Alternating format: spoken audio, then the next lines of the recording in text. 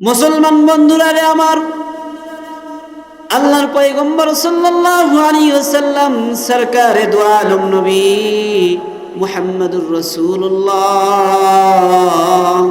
সাল্লাল্লাহু আলাইহি ওয়াসাল্লাম নবী সাহাবায়ে কেরামদেরকে বললেন, সাহাবীরা তোমাদের মধ্যে কে আছো?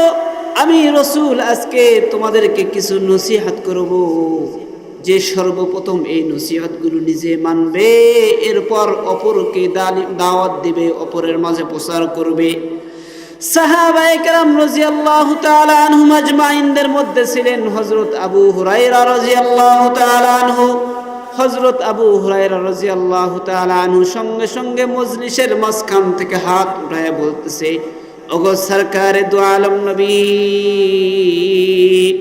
ওগো মুহাম্মাদুর রাসূলুল্লাহ,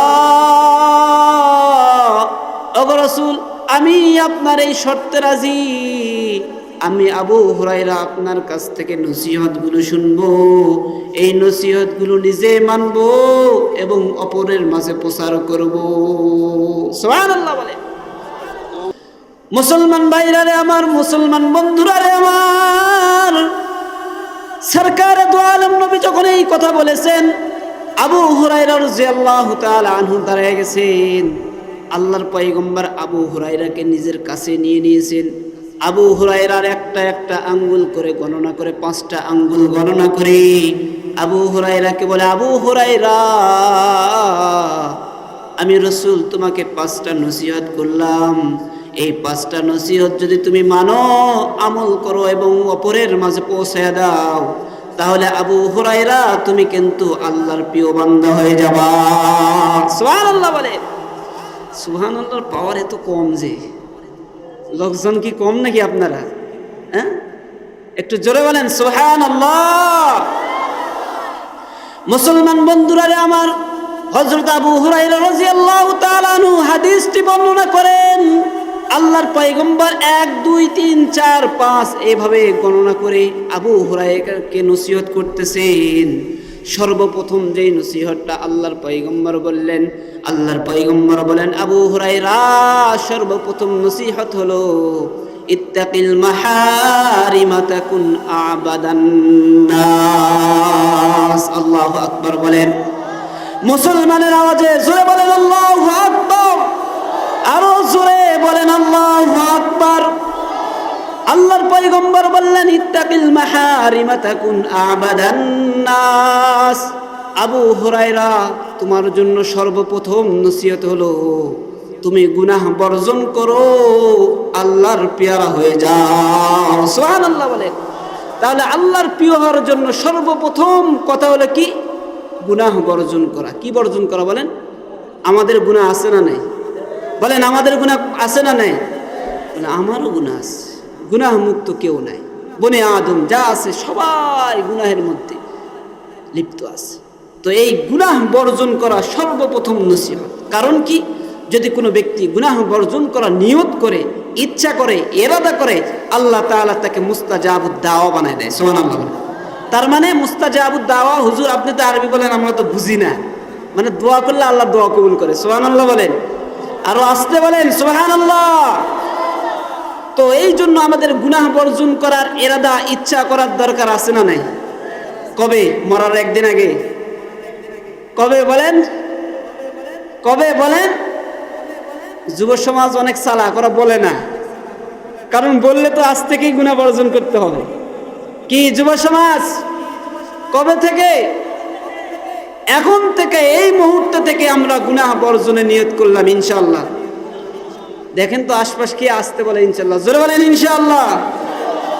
অনেকে ফাঁকি দেয়, আমাকেও ফাঁকি দেয়, আশপাশে যারা আছে তাদেরকেও ফাঁকি দেয়, মনে মনে বলে ইনশাআল্লাহ এই পর্যন্ত, বাকি এই মজলিস থেকে বের হলে নাই। এমন পাবলিক আছে না নাই? এই যুবকরা কথা বলেন, এমন পাবলিক আছে না নাই? হ্যাঁ, তো এমন ইনশাআল্লাহ বলা যাবে, এই যে আসতে বলা যাবে। হ্যাঁ, মুসলমান বন্ধুরা রে আমার, আল্লাহর পয়গম্বর সাল্লাল্লাহু আলাইহি ওয়াসাল্লাম বলেন, যদি কেউ গুনাহ বর্জন করার ইচ্ছা করে, ইরাদা করে, তাহলে আল্লাহ তাআলা তার দোয়া কবুল করে নেয়, মুসিবত থেকে হেফাজত করেন। সুবহানাল্লাহ।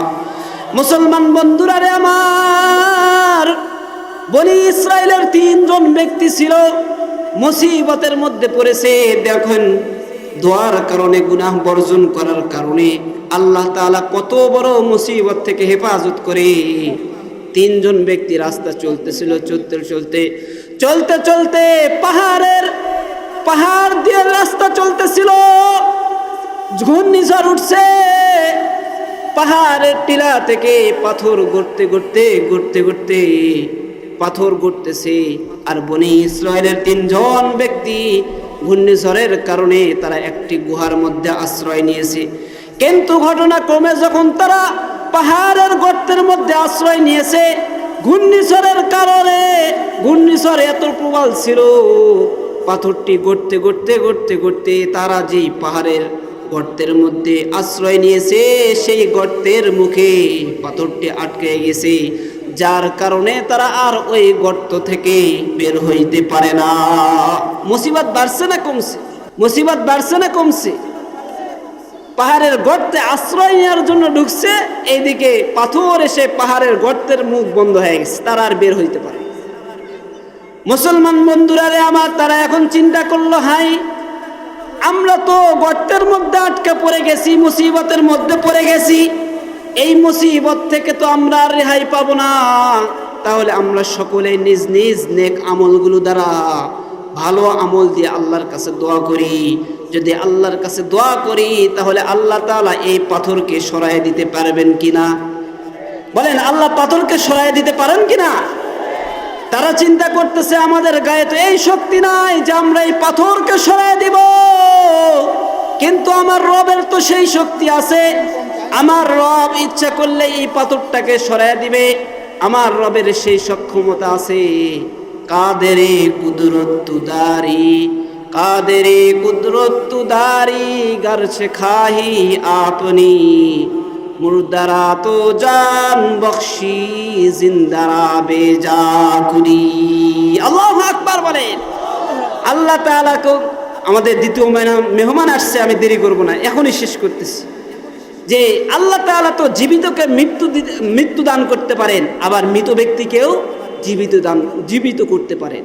তো পাহাড়ের গর্তে যখন পাথর আটকায় গেছে, তারা মুসিবতের মধ্যে পড়ে গেছে 3 জন ব্যক্তি। এখন মুসিবত থেকে রেহাই পাওয়ার জন্য আল্লাহ তাআলার কাছে প্রত্যেক ব্যক্তি নিজ নিজ আমল দ্বারা, নেক কাজ দ্বারা তারা আল্লাহ তাআলার কাছে দোয়া করতেছে যে আল্লাহ আমাদেরকে এই পাহাড়ের গর্ত থেকে আমাদেরকে পরিত্রাণ দেন।